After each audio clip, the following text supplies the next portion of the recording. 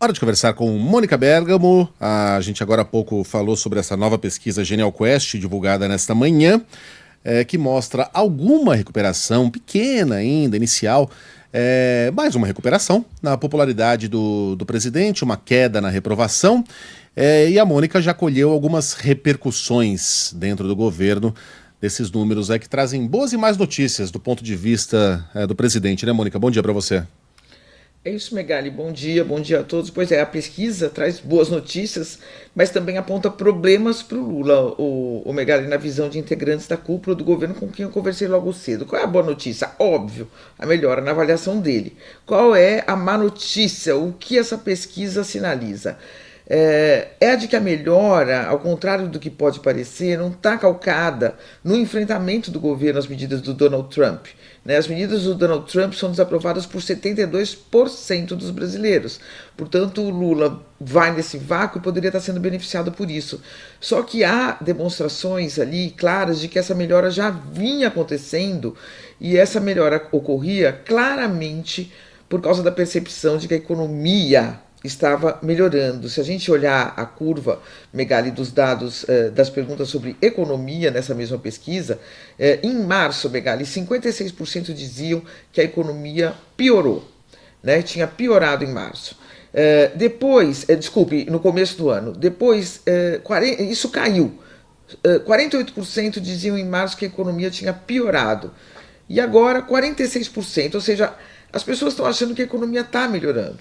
Né? E essa curva de percepção de que a economia está melhorando, ela coincide com a percepção de que a inflação de alimentos também está melhorando. E de fato a inflação de alimentos tinha parado de cair. Então, os preços dos alimentos pararam de subir, a percepção de que há uma melhora na economia veio ocorrendo e houve essa melhora, portanto, na avaliação do Lula. Né? O Trump ajuda nisso, por quê?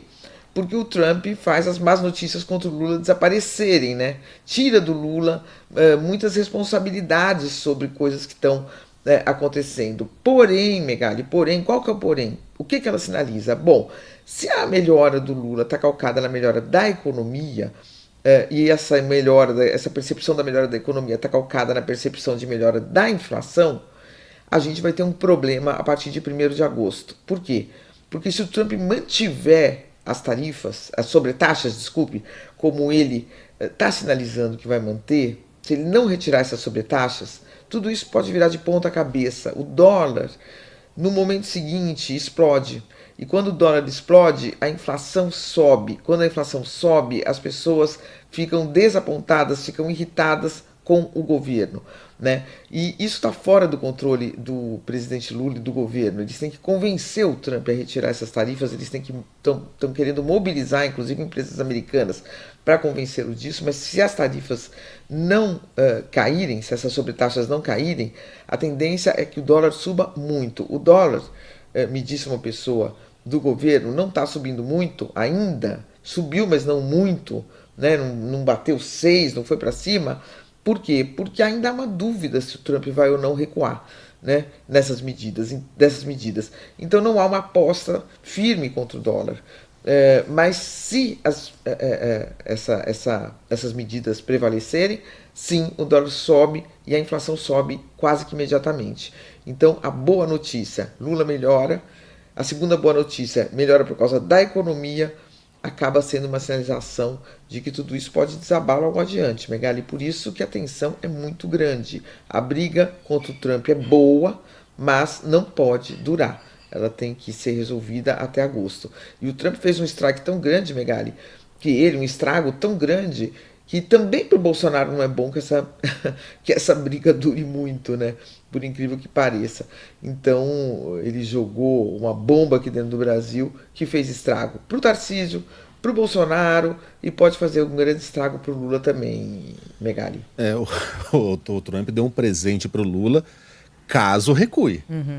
Caso não recue, vai ser um abacaxi, né? Se ele recuar. Se não recuar, vai ser um abacaxi terrível pro governo descascar, porque aí é inflação, aí é crescimento comprometido, é recessão, é tudo de ruim que pode acontecer. É o nosso segundo maior parceiro comercial. Tem jeito. Não tem, se eu não vendo para os Estados Unidos, eu vendo para fulano. Não, não tem quem compre a laranja do Brasil, o aço do Brasil no volume que os americanos compram, não existe. Mônica, mas no final das contas, popularidade é supermercado, né? O cara tá conseguindo fazer a compra, se a dona de casa tá conseguindo comprar uma carninha para a família, tá? A popularidade não importa o que esteja acontecendo.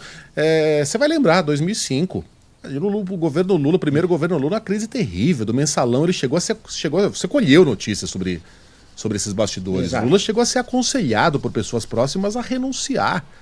Né? Não tem, esse governo acabou. Aí veio o crescimento de 2005, que foi de 7 e alguma coisa, né? Puxado pela explosão das commodities, e Lula dançou uma valsa, né, na eleição de 2006 foi contra o Serra, né? Ele ganhou do Serra. 2006 foi contra o Serra, sim. Não, foi com o Alckmin. Foi com o Alckmin. Foi com o Alckmin. 2006 foi Alckmin. Em Ganhou, 2010... uma facilidade espantosa. Foi Dilma contra o Serra. No final das contas é isso, né? Se a população está com dinheiro no bolso, todo o resto é secundário, né? É isso. E o Trump mantendo o Brasil sob uma intensa pressão, num primeiro momento é bom realmente, mas num segundo momento, se ele mantiver essas sobretaxas, a situação pode complicar. Não apenas para o Lula, mas também para o Bolsonaro, porque o Bolsonaro não vai ter como escapar da responsabilidade. O Megali, as pessoas vão culpar o governo Lula, mas também o Bolsonaro tá até o pescoço nisso, né? Tanto que ele tem dado entrevistas tentando se desvincular, falando, não, o Trump colocou as taxas, mas a gente queria as sanções ao Alexandre de Moraes. Isso o Eduardo Bolsonaro tem repetido também, e é algo em que eu acredito. Eles queriam sanções ao Alexandre, não estava nos planos que o Trump fosse tão longe, né? Mas ele foi, e eles não controlam o Trump, né? Ninguém controla o Trump. Então a situação tá tensa para todos, para o Bolsonaro, para o Lula também. A ideia era sanções ao Alexandre de Moraes, fazer um escarcéu ao Alexandre de Moraes, unir toda a base da direita contra o Alexandre de Moraes, e não esse estrago, né, em que a própria direita se divide. Né? Você vê as brigas que estão surgindo aí, não são do nada.